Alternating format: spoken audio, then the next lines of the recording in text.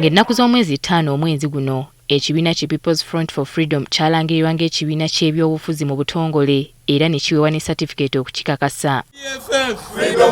Finally, we have got our certificate for PFF. We are now a legal party, a legal entity.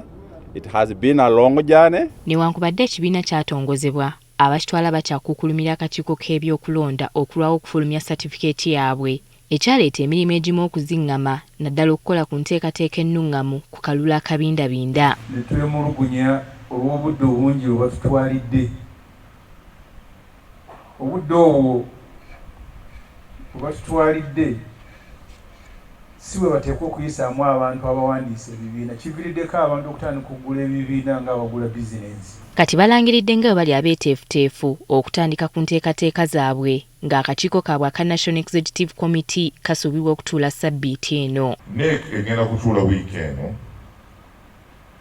era mu lutuula lwayo tugenda kwanjula guidelines ne roadmap eziyise era bwe mala okuziyisa nazo tugenda kuzibasindikira twongere okubatangaaza ku kye bwe tugenda mutenda gye tugenda okuyitamu okufuna bakandidate abagenda kwesimba ku tiketi ya PFF.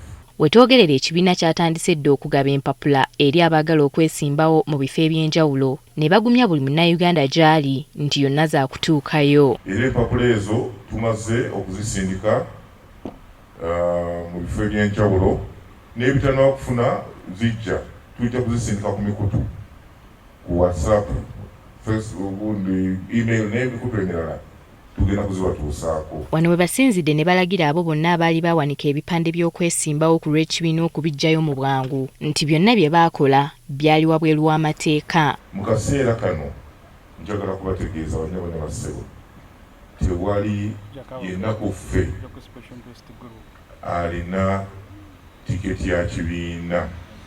Si nze, si Honorable Ssemujju. Tuni amasimu mu bitundu eby'enjawulo nga bagamba nti gundi ye yamaze okwerangirira nti engeri gye yasooka okuteekayo ebipande ye yaaliwo. Ekyo si kituufu.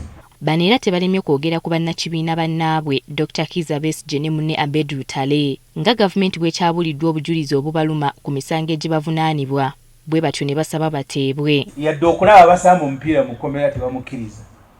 So bwe bulamu mukulembeze waffe bwawangaalamu eluzira ne Haji Obed naye tujaganya okwewaayo kwe n'okwerekereza n'okutulugunyizibwa kwayisibwamu olw'okwagala bannayuganda bafune emirembe.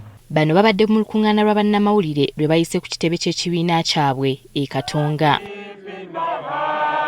Winnie Nakayinja agafeeyo ku Spark TV. All for freedom.